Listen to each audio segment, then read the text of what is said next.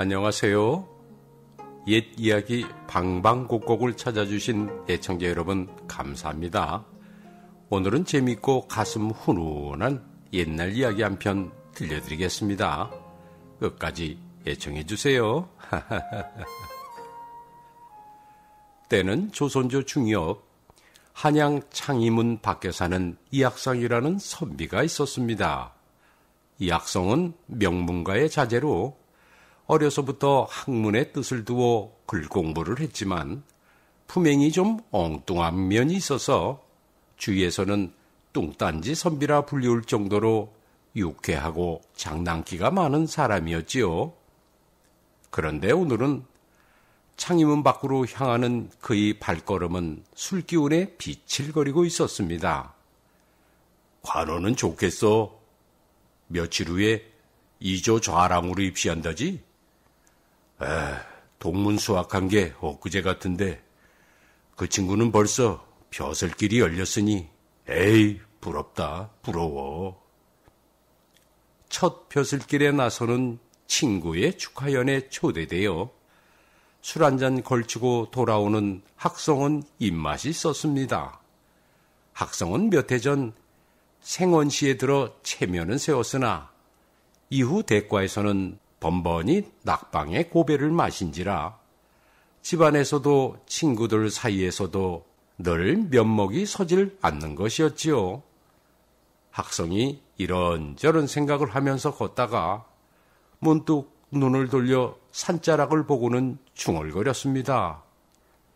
할아버지 묘에나 다녀올까? 그래, 뵌 지도 오래됐으니 할아버지 산소에 가서 넋두리나 해야겠어. 이렇게 마음먹은 학성은 술에 취한 발걸음으로 세검정을 가로질러 산중턱 양지 바른 곳에 모셔진 할아버지 산소에 올라섰습니다. 학성이 묘 앞에서 의관을 정제하고는 철을 올리는 순간 갑자기 울음이 터졌어요.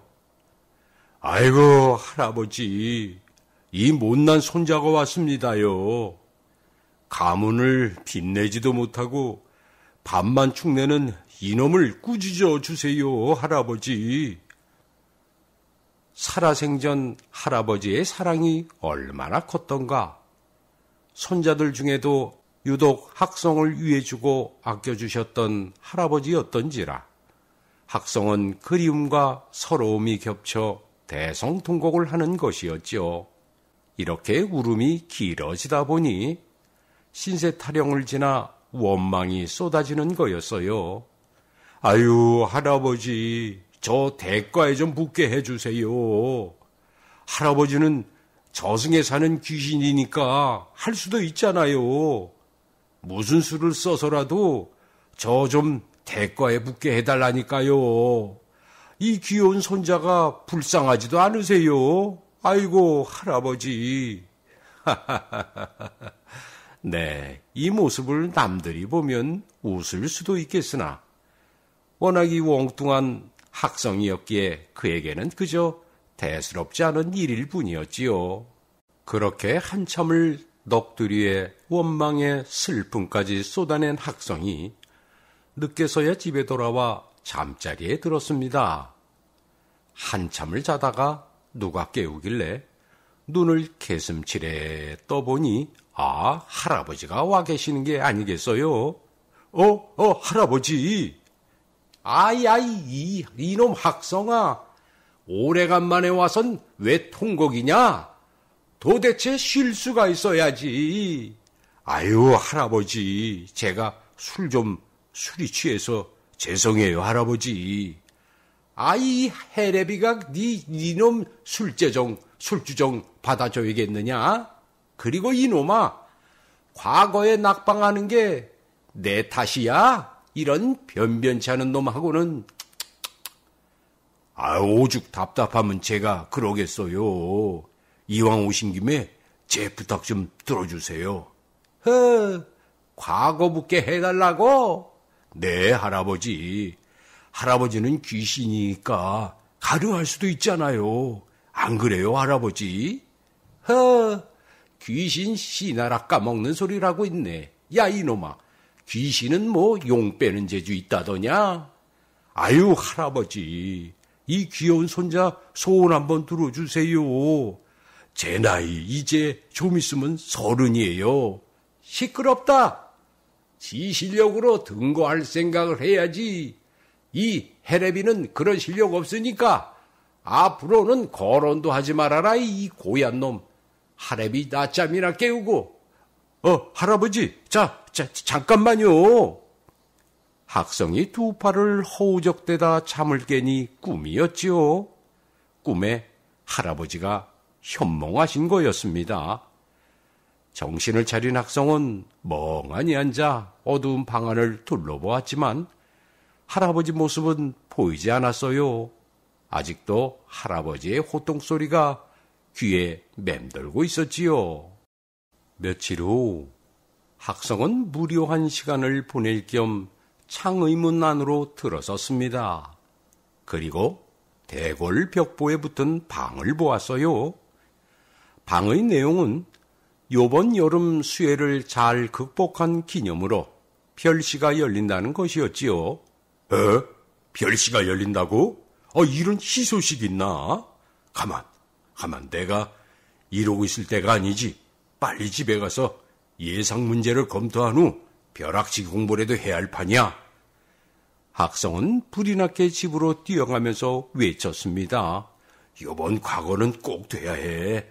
무슨 수를 써서라도 말이야. 학성은 이날부터 머리를 감싸고 책과 씨름을 했어요. 쥐야 독경으로 쌍코피가 터져라 공부에 매진하면서도 한 가지 미련을 버리지 못했으니 그것은 할아버지 귀신의 도움이었습니다. 아이고 머리야, 아유. 시험 문제가 어디서 나올지 알아야 집중적으로 파고들 텐데 말이야. 에휴, 나는 알 길이 없어도 귀신은 알 거 아니야. 아유, 할아버지가 조금만 도와주면 좋을 텐데 말이야. 다음 날 학성이 식전부터 집을 나섰습니다. 그의 손엔 보따리 하나가 들려 있었어요. 학성이 세검종을 돌아 할아버지 산소에 올라와서는 보따리를 풀었습니다. 보따리에는 술과 과일 그리고 떡도 한 접시 담겨 있었어요. 학성은 가지고 온 음식을 산소 앞에 쩍 펼치고는 술을 한 잔 따라 내밀며 능청스럽게 웃었지요. 자, 할아버지, 약주 한 잔 드시고 제 말씀 좀 들어보세요. 헤헤, 임금님이 별시를 명하셨어요. 이 손자에게는 황금 같은 기회라 이 말씀이지요. 자, 여기 떡도 좀 드시고요. 오늘 밤 꼭 오세요. 은혼 좀 드려야 하니까요. 학성은 혼자서 주절주절 대고는 한낮이 되어서야 산을 내려가며 당부 말씀을 울리는 거였어요. 할아버지, 이 손자는 일찌감치 잠자리에 들 테니까요. 꼭 오셔요. 학성은 집에 돌아오자마자 자리를 펴고 누워서는 잠을 청했어요. 학성은 할아버지가 현몽할 것을 학수고대하며 다음날 정오까지 내쳐 누워 있었지만 할아버지 그림자조차 발견할 수가 없었지요. 학성이 결국 이불을 걷어차고 일어나서는 이빨을 뽀드득 깔았어요. 이렇게 나오시겠다? 좋습니다. 어디 누가 이기나 한번 해보자고요. 학성은 잔뜩 화가 나서 할아버지 산소를 향해 뛰어가기 시작했어요. 그의 손에는 꽹가리가 쥐어져 있었습니다. 할아버지 산소에 도착한 학성은 볼멘 목소리로 외쳤어요. 할아버지, 정말 이러시기에요? 좋아요. 누가 이기나 해보자고요. 학성이 꽹가리를 치기 시작했어요. 박자는커녕 마구잡이로 쳐대는 꽹가리 소리는 세검정 일대를 메아리 쳤습니다. 과거 시험이 코앞인데 나 몰라라 하신다 이거지요? 좋습니다. 좋아요. 이렇게 꽹가리를 한나절 쳐대고는 학성이 씩씩거리며 협박을 해대는 거였지요. 오늘 밤에도 안 오시면 내일은 꼭두 새벽부터 와서 해 떨어질 때까지 쉴 테니 알아서 하세요. 그날 밤 머리통이 부서지는 강한 충격에 벌떡 일어선 학성 앞에 화가 잔뜩 난 할아버지가 앉아 계시는 게 보였어요. 야, 이놈아! 나 잠 좀 자자, 잠 좀 자. 내 녀석의 꽹가리 소리에 해랩이 미치고 팔딱 뛰겠다, 이 불효막심한 놈아. 그러니까요, 할아버지. 어떻게 해서든 시험 문제 좀 알아봐줘요. 이 해랩이 보고 부정행위를 하란 말이냐? 아이고, 할아버지. 귀신이 하는 일을 누가 부정행위라고 해요? 누가 알겠어요? 귀신이 하는 일을요. 에휴, 그런데 요번 별시에는 총감독관이 누구라더냐? 예저 판서로 있는 문영택 대감인데요. 시험 문제도 아마 그 양반이 낸다고 하던데요. 문영택? 가만. 영택이 아비가 아마 문영남이렸다. 네, 그런데 할아버지께서는 잘 아시는 분이세요? 아다마다. 지금 저승에서 바둑 친구지. 이 해레비하고는 단짝이야. 이 말에 학성이 무릎걸음으로 할아버지 앞으로 다가서며 말하는 거였어요. 아이고, 할아버지, 잘됐어요. 할아버지가 부탁 좀 해주세요. 문영남 짝꿍님한테요. 아이고, 맙소사. 이젠 내 짝꿍까지 부정행위에 역자는 말이구나. 할아버지, 이 손자를 딱 한 번만 살려주세요.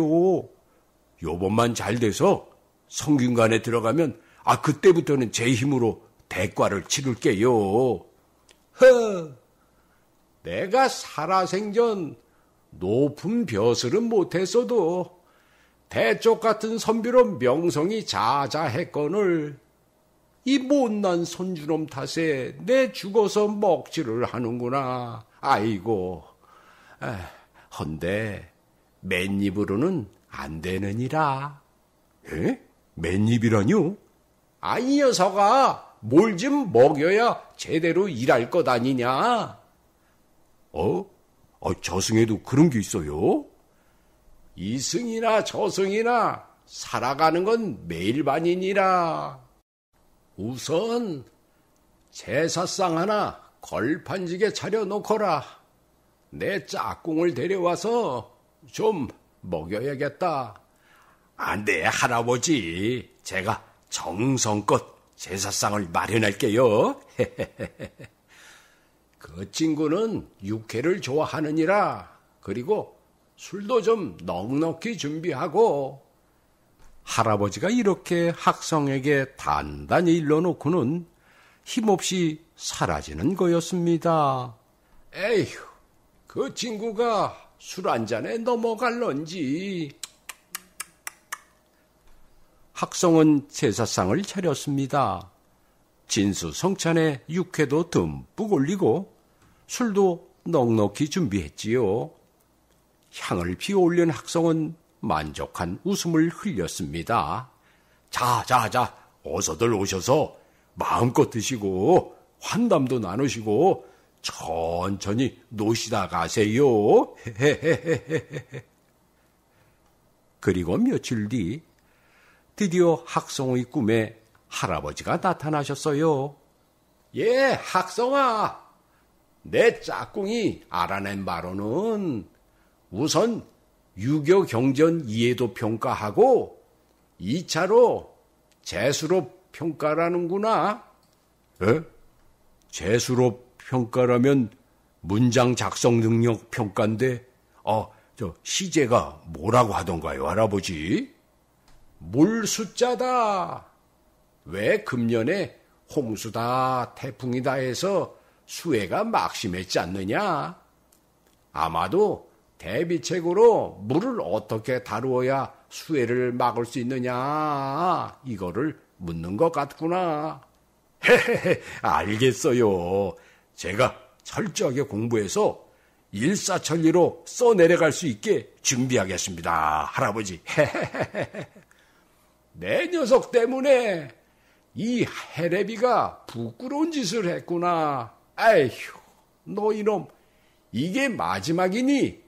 다시는 내 묘택에 옳진도 말아라, 이 불효막심한 녀석아. 헤헤헤헤, 네네, 다시는 귀찮게 안 할게요. 고맙습니다, 할아버지. 편히 주무세요. 헤헤헤헤.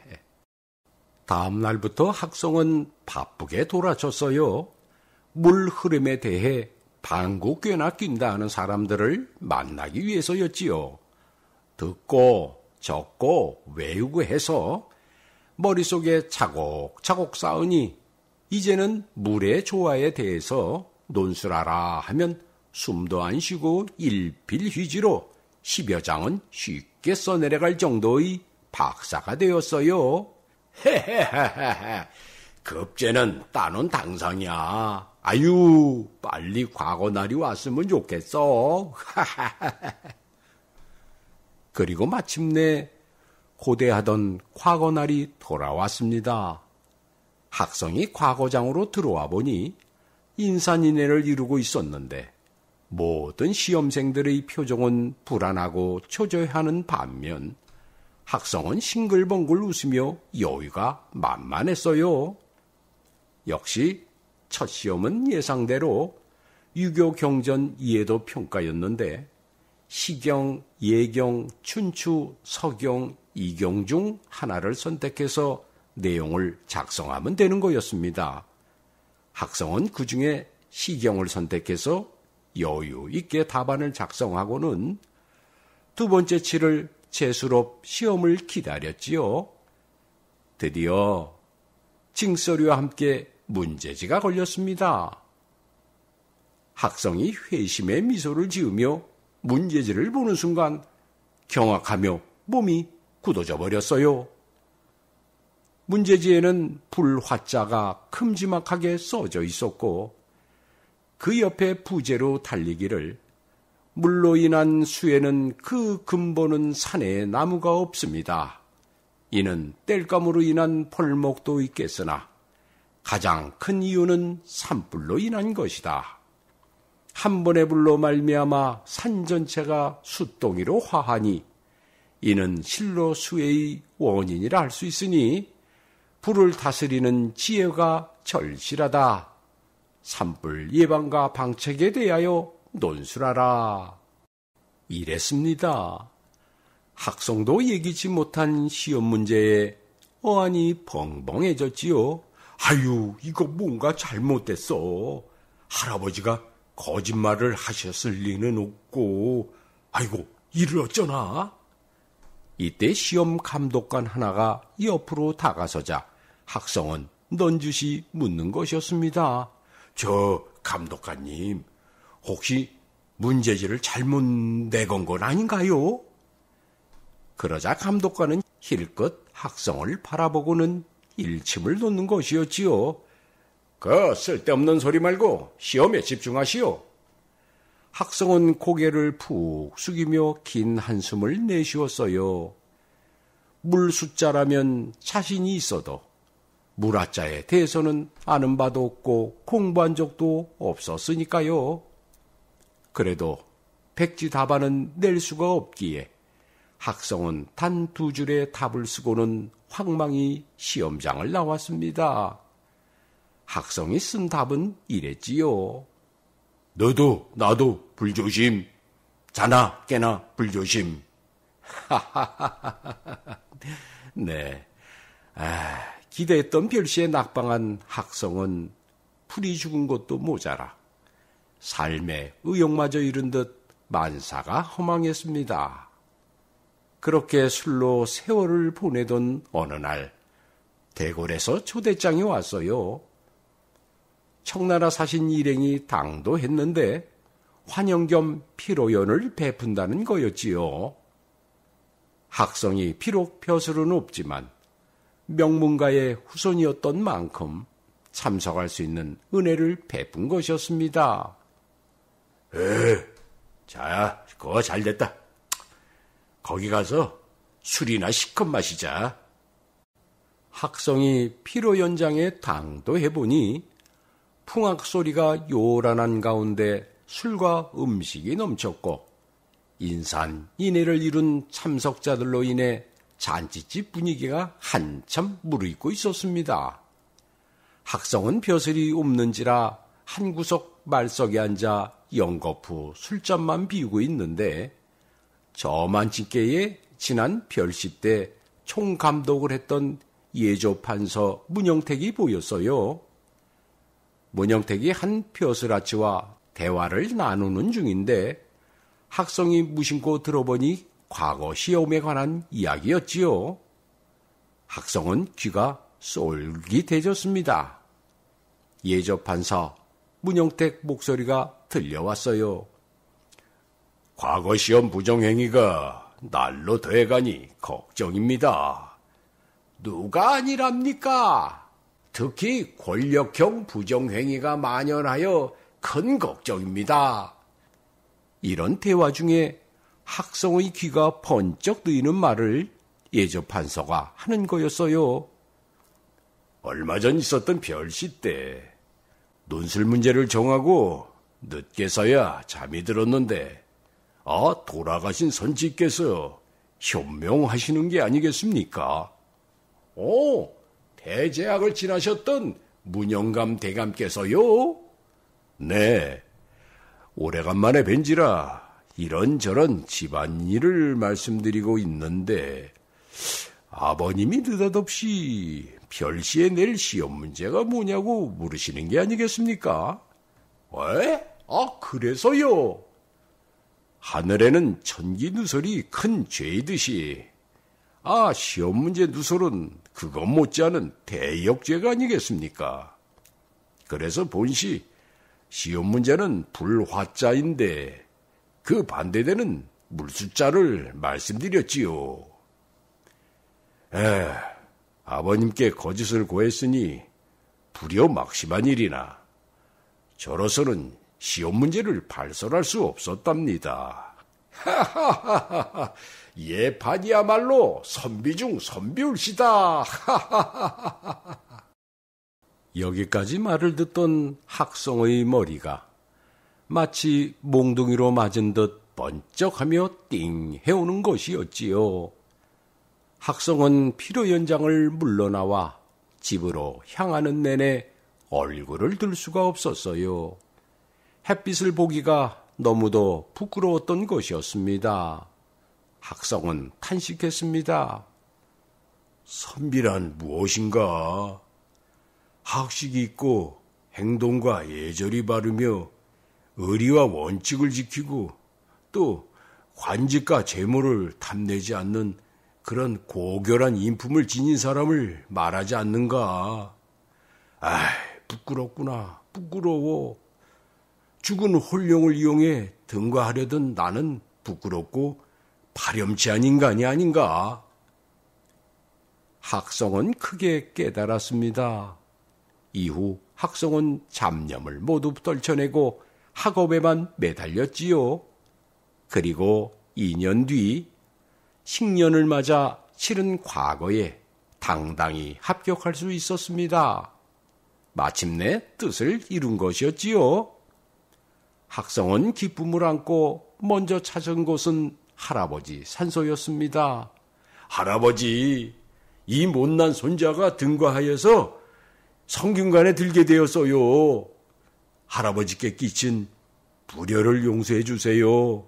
그리고 지켜봐 주세요. 꼭 대과에 급제하여 나라와 백성을 위해 참된 선비가 되겠어요. 할아버지께 굳은 결심과 신념을 고한 학성이 세검정을 돌아 내려오며 흐르는 계곡물을 바라보니 참으로 맑고 시원해 보였지요. 그래, 저렇게 맑고 투명한 선비가 되어야지. 꼭 그렇게 될 거야. 그리고 학성이 뒤돌아 산중턱을 바라보며 외쳤지요. 할아버지, 이젠 노여움 푸시고 제 꿈에 꼭 현몽하실 거죠? 기다릴게요, 할아버지. 헤헤헤헤. 네, 이렇게 이야기는 끝났습니다. 요즘 세상에야 입시 비리는 없겠지요, 뭐. 네, 재미있으셨다면 구독과 좋아요 잊지 마시고요. 자, 만담꿈 이만 물러갑니다.